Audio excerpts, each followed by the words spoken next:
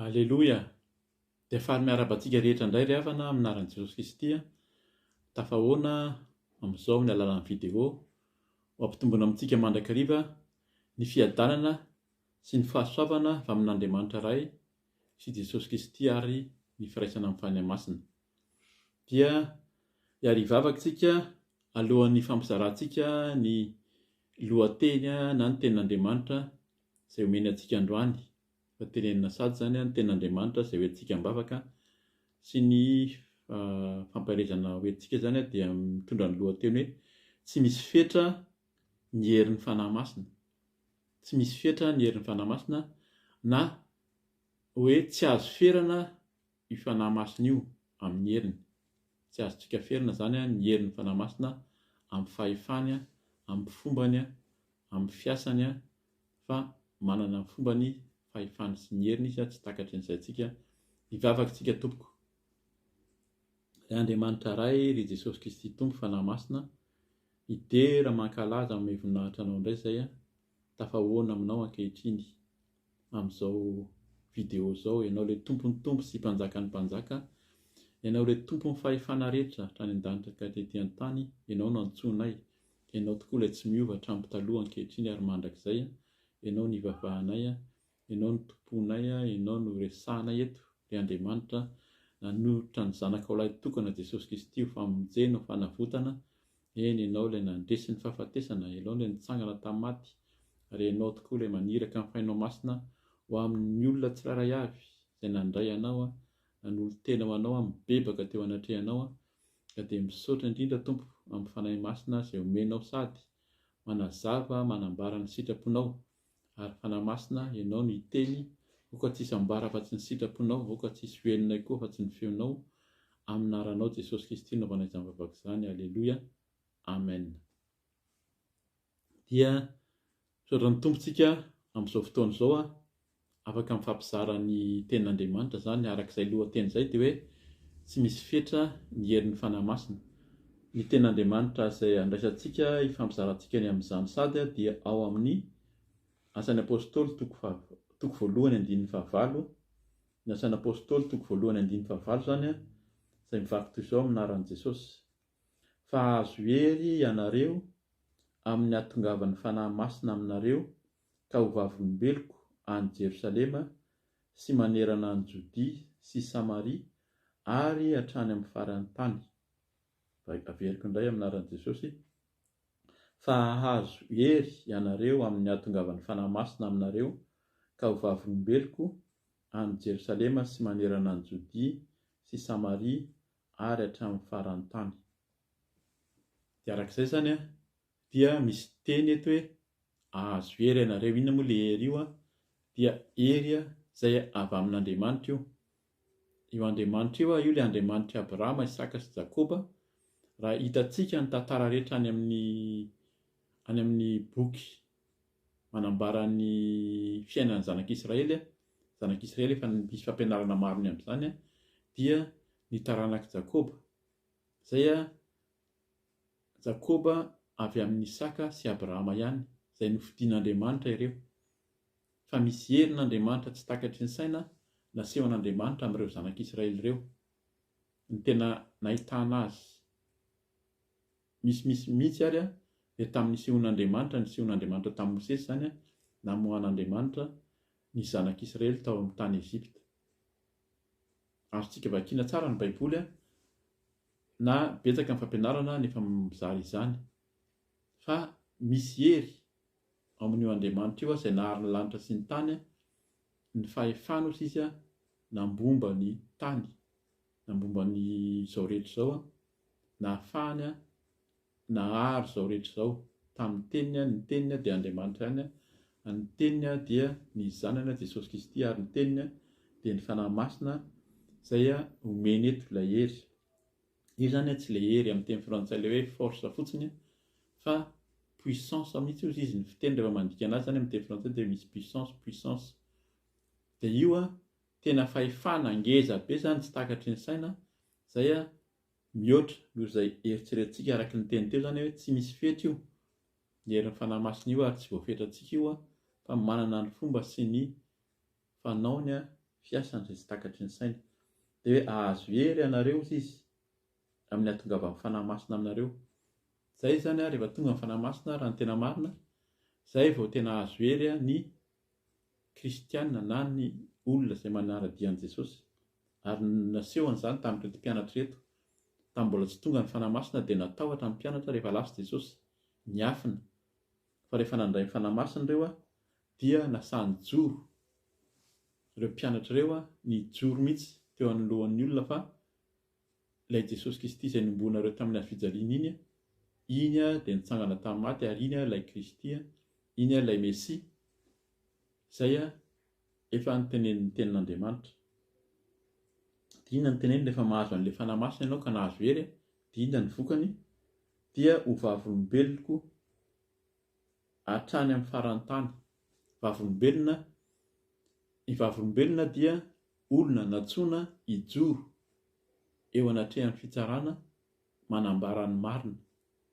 Ary ny tenin'ny vavolombelona izay marina no anamelohana na anafahana ny olona izay velona fameloka na ho tsaraina. Ka tsika zany rehefa nandray ny fanahy masina, vavolombelon'i Jesosy dia hijoro anambara ny fahamarinana netrin'i Jesosy, ny fahamarinana hiala amin'ny fahalotoana sy ny faharatsiana rehetra, hiaina amin'ny fahamasinana, ka ny teny ambarantsika no hitsarana na namelohana ny olona na anafahana azy koa. Ka dia tsika zany azo an'izay hery izay hijoro vavolombelona, tokony fantatry ny olona fa ho avy ny fitsarana. Ho avy ny fitsarana amin'izao andro farany. Amin'izao andro farany izao dia efa miomana ny tompo, efa miteny ho avy izy hitsara araka ny asa izay ataony amin'ny olona rehetra ihany. Ka tsika tsiray avy izao no hijoro vavolombelona hanambaran'ilay fahamarinan'i Jesosy Kristy dia ho afaka amin'izany fitsarana zany, na tsika zany, na tsika izay nandray an'ny tompo, na ny olona izay maheno anjarany tsirairay avy no manaiky na tsy manaiky zany. Araka izany dia verenako vakiana zany ny tenin'Andriamanitra manomboka amin'ny toko voalohany, amin'ny mandininy voalohany, atrano kely zany hatreo amin'ny andininy 5 amin'ny anaran'i Jesosy. Ry Teofilo, ilay boky voalohany dia nosoratako momba izay natomboko Jesosy natao sy nampianarina hatramin'ny andro nampiakarana azy rehefa avy nodidihany tamin'ny alalan'ny fanahy masina ny apôstôly izay novidiany. Niseho tamin'ireo tamin'ny famantarana maro koa izy fa velona tao aorian'ny nijaliany. Eny niseho tamin'izy ireo nandritra ny 7 andro izy ary nilaza ny amin'ny fanjakan'Andriamanitra. Raha niara nisakafo tamin'izy ireo Jesosy dia namepetra azy tsy hiala tao Jerosalema fa hiandry ny teny fikasany iray izay efa renareo tampoka hoy izy, fa i Jaona dia nanao batisa tamin'ny rano, fa ianareo kosa dia atao batisa amin'ny fanahy masina rehefa afaka andro vitsivitsy. Amen. Eto zany dia manamafy mihitsy fa ilay Jesosy dia nandresy ny fahafatesana ary nitsangana dia niara-belona, nahitana azy velona mihitsy ireo mpianatra ireo. Hitany nofo mihitsy ny tsapain'izareo tany ary niara-nisakafo taminy mihitsy. Arak'izay teny teto hoe rehefa niara-nisakafo ny dikan'izany, misy olona miteny hoe nitsangana tamin'ny maty Jesosy rehefa nomboana dia lasa fantôme na hoe lasa aloka fotsiny. Fa tena hoe niara-nisakafo taminy tena hitan'ny zareo tsara mihitsy hoe velona io Jesosy Kristy io. Dia niteny taminy fa i Jaona nanao batisa tamin'ny rano. Eto zany dia mila mampieritreritra antsika koa fa misy olona ary maro ny kristianina izay atao batisa amin'ny rano kely indrindra satria misy manao batisa amin'ny rano na mbola tsy mibebaka ilay olona. Eto dia Jaona mihitsy manao batisa amin'ny rano izy, batisa ny Jaona dia batisa amin'ny fibebahana. Ny olona mibebaka dia ny olon-dehibe, ary ny atao batisa dia efa mibebaka. Tsy hoe olona nianatra, ny olona niofana, izay nefa niofana 9 bolana, 2 taona, 2 volana nanao kora akselere, fa tena olona mibebaka. miaiky ny fahotany, miala amin'ny fahotany ny faharatsiny, niala tamin'ny fahalitony rehetra dia mibebaka dia natao batisa amin'ny rano be tahaka natao tamin'i Jesosy dia izay natao hoe batisa, mbola batisa ny rano ary zany. Fa ianareo kosa dia atao batisa amin'ny fanahy masina. Eo zany rehefa nandray an'i Jesosy dia hitantsika mihitsy fa atao batisa amin'ny fanahy masina, io no mety hoe mambara ankehitriny. Io hoe tsy misy fetra ny herin'ny fanahy masina. Amin'izao fotoana izao betsaka ny mpanompon'Andriamanitra mijova olombelona mandray ny batisa amin'ny fanahy masina tahaka natao tamin'ny mpianatra teto nandray hitantsika vakiana rehefa avy eo hoe nandray fanahy masina miteny amin'ny fiteny izay tsy mbola hainy, miteny amin'ny fiteny tsy fantatra, dia heverin'ny olona fa tsy maintsy voalohany indrindra hoe amin'ny andron'ny Pentekôsty iny ihany dia amin'iny ny olona mitady mandritra ny andron'ny Pentekôsta no mitady ny fanahy masina hiteny amin'ny teny tsy fantatra zany. Izay ny anankiray dia hoe amin'izao fotoana izao raha misy olona miteny amin'ny teny tsy fantatra eo amin'ny fiangonana izay mahazo ny batisa amin'ny fanahy masina dia azafady sotro rano kely ako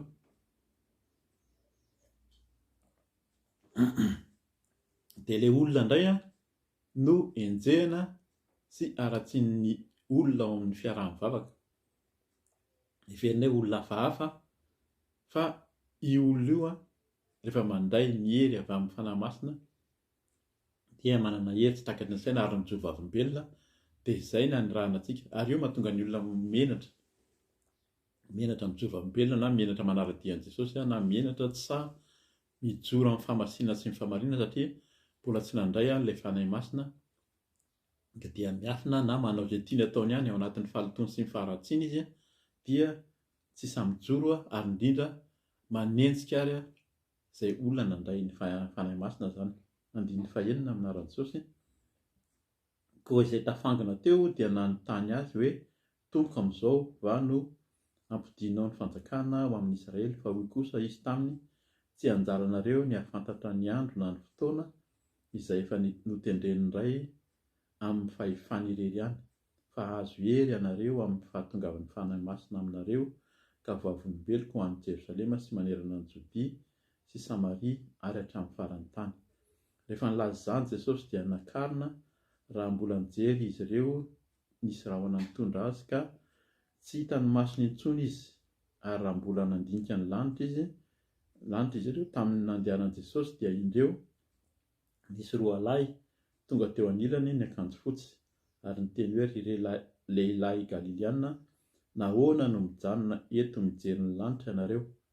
Iny Jesosy izay nampakarina niala taminareo ho any an-danitra iny dia mbola ho avy indray tahaka ny nahitanareo azy miakatra ho any an-danitra. Izay zany fantatsika hoe azo hery amin'ny ahatongavan'ny fanahy masina, fa fampatsiahivana fohy eto hoe ilay Jesosy izay niakatra ary nanome ny fanahy masina dia mbola ho avy indray. Ho avy Jesosy dia hitsara ny olona, fa andrarantsika no mijoro vavolombelona. Rehefa nandray ny fanahy masina tsika dia sahia mijoro vavolombelona, ary raha matoa tsika tsy sahy mijoro vavolombelona dia mieritrereta fa mbola tsy nandray ny fanahy masina ihany koa, ka dia ho avy Jesosy dia isika no anambara ny olona ary tonga izy ho avy amin'ny fitsarana sy amin'ny fahalehibiazany andray izay azo izy fa ajanontsika eto zany ny manomboka eo ny amin'ny tapany amin'ny asan'ny apôstôly iny. Tonga dia dingantsika ny amin'ny asan'ny apôstôly amin'ny hoe nirotsahan'ny fanahy masina. Mety tsy hazavaintsika ela izy io fa ho vakiana fotsiny ny asan'ny apôstôly toko faharoa ny andininy asan'ny apôstôly toko faharoa ny andininy voalohany ka hatramin'ny fahaefatra ihany vakiako amin'ny anaran'i Jesosy.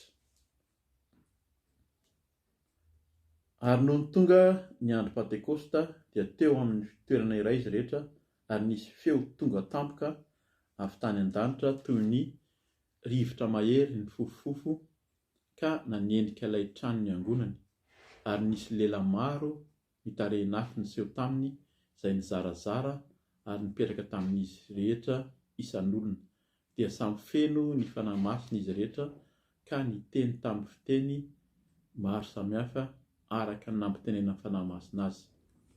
Zay zany aza gaga isika, aza gaga ianao, ho avy ny fotoana raha mbola tsy naheno ianao dia ahita na isika tsirairay avy rehefa mibebaka sy mandray an'ny tompo dia ho avy ny fanahy masina hirotsaka amintsika tsirairay avy hitenenantsika amin'ny fiteny izay ampitenenan'ny fanahy masina amintsika tsirairay avy.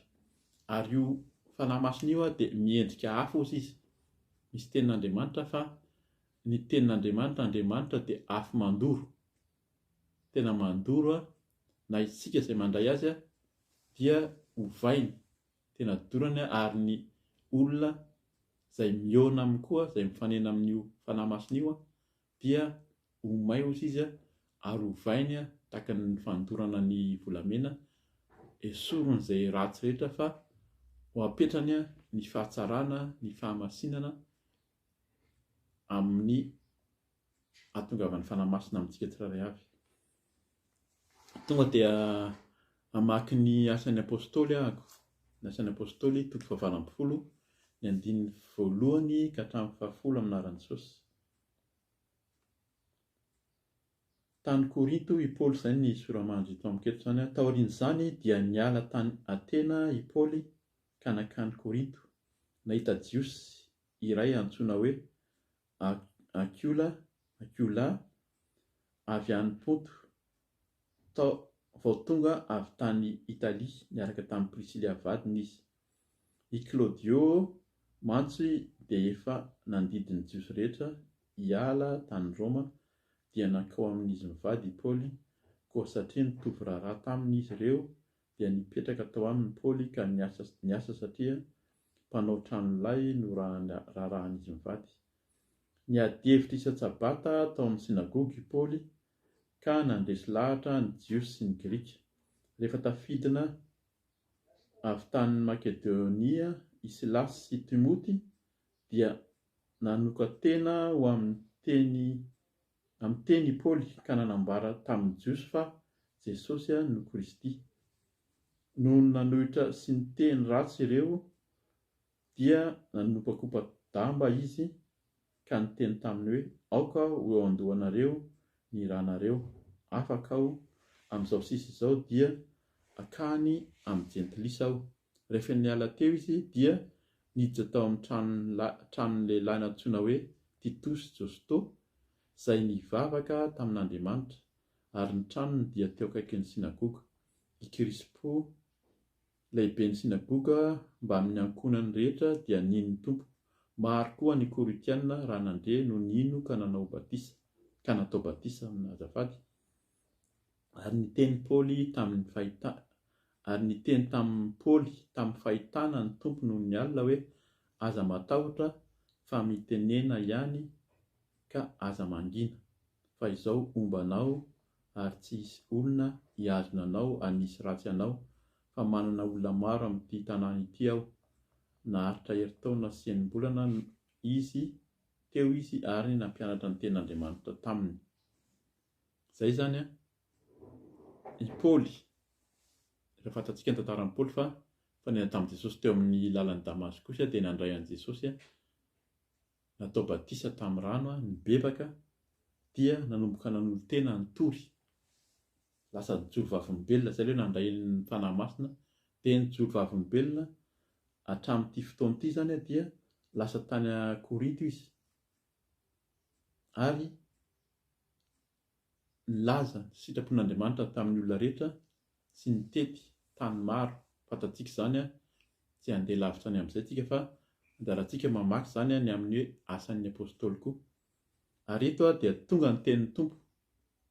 Eto zany dia misy amintsika izay maheno amin'izao tenin'Andriamanitra izao dia amin'ny tenin'ny tompo. Rehefa maniraka antsika ho vavolombelona amin'ny anindranana antsika teo izy hoe 9:7 amin'ny anaran'i Jesosy.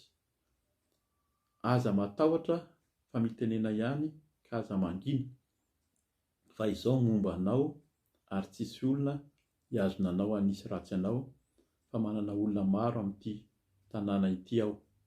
Amen. Zay ny tenin'ny tompo aminao, tenin'ny tompo amiko, tenin'ny tompo amintsika. Aza matahotra fa izy no hanome hery. Zay ilay teny teo hoe tsy misy fetra ny herin'ny fanahy masina fa misy hery tsy takatry ny saintsika. Zay omen'Andriamanitra, omen'Andriamanitra ny fanahy masina ho amintsika rehefa tonga izy. Azafady fa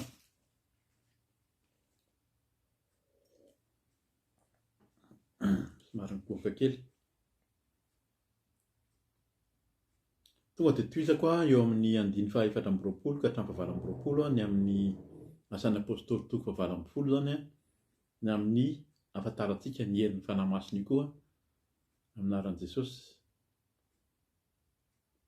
Tonga tany Efesosy ny Jiosy iray antsoina hoe Apôlôsy, izay avy any Aleksandria, lehilahy mahay nahay nandahan-teny sady tena mahay ny soratra masina. Izany lehilahy izany dia efa nampianarina ny lalàn'ny Tompo ary nafanafoka ny teny sy nampianatra marina ny amin'i Jesosy izy, saingy ny batisan'i Jaona ihany no fantany. Nanomboka ny teny tamin'ny fahasahiana teo amin'ny sinagoga izy, koa rehefa nandeha azy Prisila sy Akiola dia nandray azy akao aminy ka nampianatra azy marimarina koa ny amin'ny lalàn'Andriamanitra. Naniry handroso akany amin'ny Akaia izy ka nampirisika azy ny rahalahy sady nanoratra taratasy ho any amin'ny mpianatra mba handray azy tsara.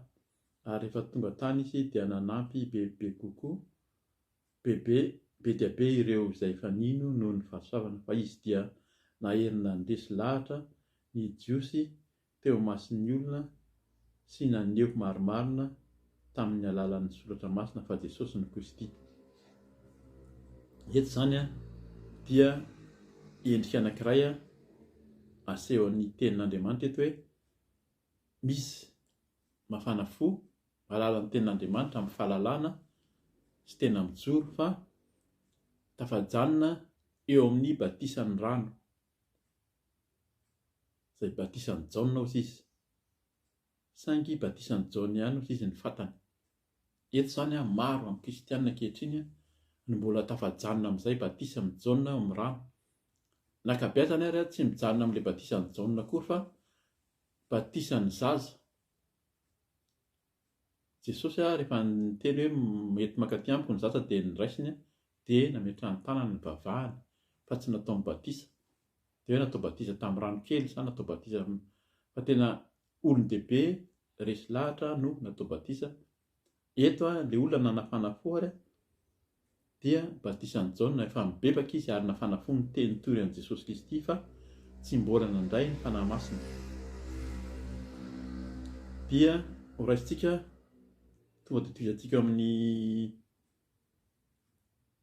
ino izy teo amin'ny asan'ny apôstôly toko 7 ny 1 ka hatramin'ny 7 vakina aminaran'i Jesosy. Ary mbola tany Korinto Apôlôsy dia nitety ny faritany ambony kosa i Paoly ka tonga tany Efesosy. Nahita mpianatra sasany teo izy ka niteny tamin'izy ireo hoe efa noraisinareo va ny fanahy masina fony vao nino ianareo? Fa hoy ireo taminy, tsy mbola renay akory ny amin'izany fanahy masina izany. Dia hoy Paoly, ho amin'inona ary nanaovana batisa anareo? Dia hoy ireo, ho amin'ny batisan'i Jaona. Fa hoy Paoly, i Jaona dia nanao batisan'ny fibebahana ka nilaza tamin'ny olona ino izay ho avy manaraka azy, dia Jesosy. Rehefa nare izany ireo dia natao batisa ho amin'ny anaran'i Jesosy Tompo. Rehefa nametrahany Paoly tanana izy dia tonga taminy ny fanahy masina ary niteny tamin'ny fiteny tsy fantatra izy sady naminany. Ary tokony 20 lahy no isan'izy ireo. Izany tenin'Andriamanitra zany teny zany dia mahazava misy zavatra tantaraina matoa soratany eto dia tena zavatra misy. Araka resaka ny fandraisantsika teo zany dia betsaka ny vita batisa amin'ny Jaona. Na dia efa nandray an'ny Tompo antsika Tompo sy mpamonjy dia natao batisa amin'ny Jaona zany, efa mibebaka natao batisa amin'ny rano be araka ilay teny teto. Ny batisa amin'ny zaza moa zany dia efa ho sarotra ny ady hevitra amintsika sy hanazavan'izay, mety ho lava, misy olona mibabetsaka ny tsy manaiky. Izay dia tao anatin'izany na ny tenako ary dia tao anatin'izany endrika fanompony zany. Fa rehefa mazava mamaky ny tenin'Andriamanitra ianao dia fantatrao fa tsy araka ny sitrapon'Andriamanitra zany na dia betsaka ary ny manazava. Betsaka ny manazava tahaka ny Apôlôsy eto. Mahafantatra tenin'Andriamanitra dia manazava tsy mety zany. Zay fa natao batisa tamin'ny mbola kely aza atao batisa fanondroany indray zay fa ny batisa zany efa tsy atao intsony zany. Fa eto raha tena mamaky ny tenin'Andriamanitra dia na ny olona efa natao batisa fibebahana efa lehibe ary dia mbola tsy nandray ny fanahy masina ny dika zany fa ny olona rehefa lehibe mibebaka dia natao batisa ary ny batisa ny fanahy masina dia mbola hafa ihany koa zay angatahantsika. Zay ilay hoe miditra ao anatin'ny fahamasinana sy ny fahamarinana. Mety atao vita batisa amin'ny fibebahana ianao atao batisa amin'ny rano fa ny fiainanao tohizanao ihany na tsy mijoro vavolombelona araka ilay teny teo. Tsy miasa, tsy manao ny asan'ny tompo ary manao fiainana tsy araka ny sitrapon'Andriamanitra dia tokony hieritseritsika fa mbola tsy nandray tokoa ilay batisa amin'ny fanahy masina. Ahoana moa nahafantarana hoe nandray ny batisa amin'ny fanahy masina araka ny teny teo zany dia fa izy ireo na hery nandresy lahatra ny Jiosy. Azafady andraso fa eo ambony kely. Ary rehefa tonga tany izy dia nanampy ny teny bebe ireo ary nino ny fahasaona fa izy. Andraso azafady. Asan'ny apôstôly 7:20.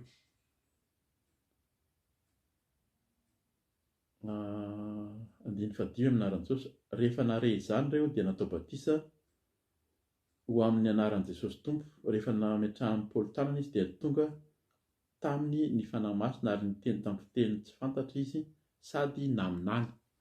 Ireo anankiroa zany endrika fahefana izay tsy takatry ny saintsika, tsy misy fetra ozintsika araka ny lohateny ny herin'ny fanahy masina sady miteny amin'ny fiteny izay tsy mbola hainy na amin'ny fiteny tsy fantatra sady maminany.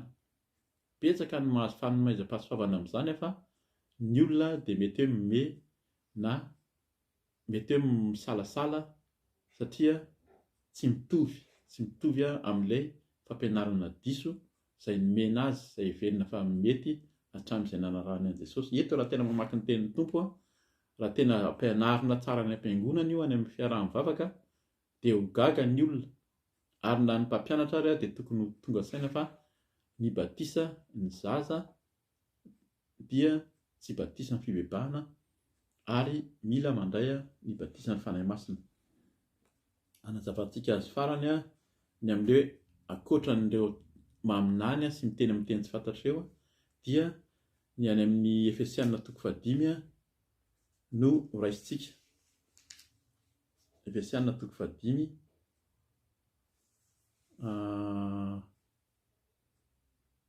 9:20 ihany aloha vakiantsika dia vao iverinantsika vakiana ny eo ambony eo ahafantarantsika hoe inona koa ny vokatry ny fandraisana ny fanahy masina. Anaran'i Jesosy 9:20. Aza ho mamy divay ianareo fa misy fanaranam-po amin'ny ratsy izany, aoka ianareo ho feno ny fanahy. Aoka ianareo ho feno ny fanahy. Dia inona ny resahana hoe rehefa feno ny fanahy? Mifampiresah amin'ny salamo sy ny hira ary mitonon-kiram-panahy dia mihira sy mikaloha ao am-ponareo ho an'ny Tompo. Misaora mandrakariva an'Andriamanitra Ray noho ny zavatra rehetra amin'ny anaran'i Jesosy Kristy Tompontsika. Eto Paoly zany nefa namangy any Efesosy indray teto dia nanambara ny hoe tokony ho feno ny fanahy. Feno ny fanahy masina dia inona ny teniny eo raha mamaky zany tsika ao aorianan'io ny amin'ny hoe fahafenoan'ny fanahy masina dia ny teny Paoly hoe ahoana ny mety hoe endriky ny fiainantsika amin'ny mampivady. Hoe ny lehilahy vehivavy hanaiky ny vadiny, ny lehilahy tokony ho tia ny vadiny dia tohizan'ny ery ambanimbany ery hatrany amin'ny 9 ny eo amin'ny hatrehan'ny ray aman-dreny sy ny zanaka hoe ny ray aman-dreny tokony tsy teny mafy, manana fiteny miendrika, ny zanaka tokony hanaja ny ray aman-dreny, eo amin'ny mpanohy sy ny tompo sy ny mpiasa sy ny mpampiasa zany tokony hifanaja na mpiasa koa indrindra na dia velona fa ratsy ary matetika mpiasa rehefa manam-bola ny olona zavatra misy foana zany dia manao tsinotsinona fa rehefa manana ny tompontsika, manana ny fanahy masina dia manaja ny asantsika. tsy manaraka olona, tsy ilay olona no hajainao, tsy ilay mpampiasa no hajainao, fa ny asanao izay nomen'ny tompo, izay no hajaina, dia eo akaiky eo ary dia mandray ny fiadiana izay nomen'Andriamanitra rehefa manana ny fany masina. Hovakiako ny Efesiana 5:1 ka ajanoko amin'ilay raisitsika teo zany toko 20 aminaran'i Jesosy. Koa aoka anahaka an'Andriamanitra ianareo tahaka ny zanaka malala, ary mandehana amin'ny fitiavana toy ny tiavan'i Kristy ianareo, ka nanolora ny tenany ho an'Andriamanitra ho fanatitra sy ho fanavotana ary ho anitra ankasitrahana. Fa ny fijangajangana sy ny fahalotoana rehetra na ny fitiavam-bola dia aza vela ho tononona eo aminareo akory, fa tsy mamendrika ny olona masina, na fahavetavetana, na resaka adaladala, na teniteny foana, samy tsy tokony atao fa leo teny fisaorana.